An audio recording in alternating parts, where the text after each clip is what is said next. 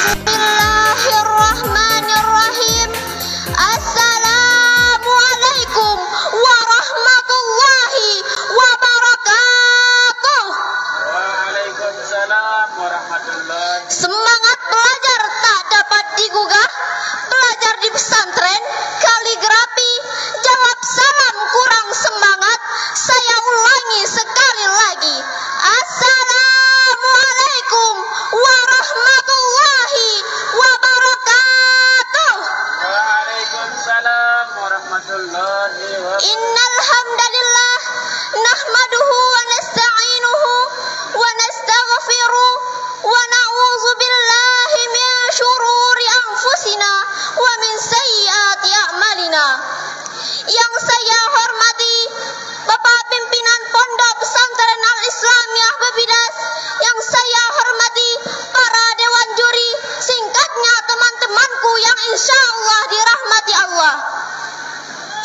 Pertama-tama, marilah kita panjatkan rasa puja beserta puji syukur kita kehadirat Allah Subhanahu wa Ta'ala.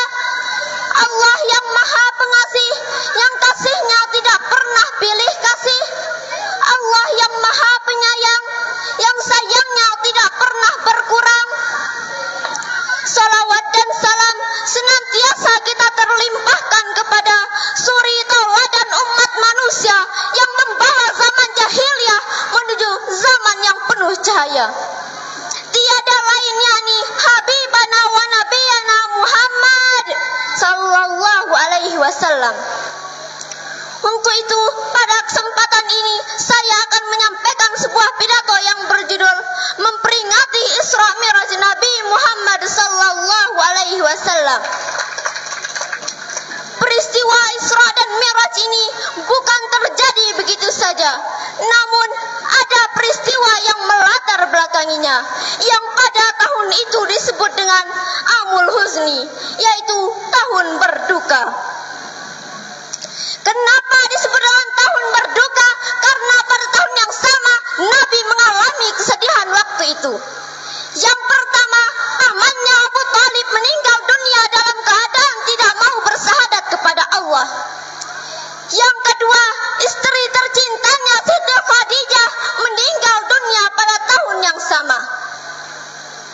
Pada suatu hari berhijrahlah Rasulullah ke Taif. Besar harapan hati Rasulullah agar dakwahnya diterima di Taif.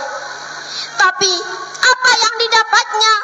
Beliau dicaci, beliau dihina, bahkan beliau dilempari dengan batu dan kayu. Tapi Rasulullah tidak pernah marah. Ujian yang dihadapi oleh Rasulullah sangatlah berat. Sampai pada suatu hari berhijrahlah Rasulullah ke Madinah. Di sanalah tempat beliau mendapatkan hadiah. Hadiahnya berupa Isra dan Mi'raj. Sebagaimana yang dijelaskan dalam Al-Quran dalam surah Al-Isra ayat 1. A'udzu billahi minasyaitonir rajim. Bismillahirrahmanirrahim. Subhanalladzi asra bi'abdihi laylan minal masjidil haram ilal masjidil aqsa alladzi barakna hawlahu linuriyahu min ayatina innahu huwas sami'ul basir. Yang artinya, Maha Suci Allah yang telah memperjalankan hambanya Muhammad pada malam hari dari Masjidil Haram ke Masjidil Aqsa, yang telah kami berkahi sekelilingnya sebagian tanda-tanda kebesaran kami. Sungguhnya Allah Maha mendengar lagi Maha melihat. Hadirin hadirat rahimakumullah. Ayat tersebut menjelaskan bahwa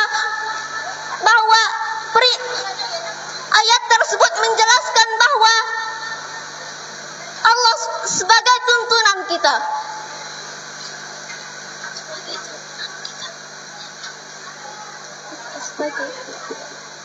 Hadirin hadirat rahimakumullah. Ayat tersebut menjelaskan bahwa surah yang saya bacakan tadi menambahkan kebesaran Allah dan Allah Subhanahu wa taala yang telah memperjalankan Nabi Muhammad dari Masjidil Haram ke Masjidil Aqsa, dari Masjidil Aqsa ke Sidratul Muntaha dan kembali pulang ke bumi. Sekelilingnya dipenuhi dengan tanam-tanaman, buah-buahan sebagai kebesaran Allah Subhanahu wa taala. Sebelum Nabi diperjalankan untuk Isra dan Mi'raj, Nabi dibersihkan terlebih dahulu, disucikan. Setelah suci, dimasukkan hikmah dan iman. Baru Nabi diperintah untuk Isra dan Mi'raj.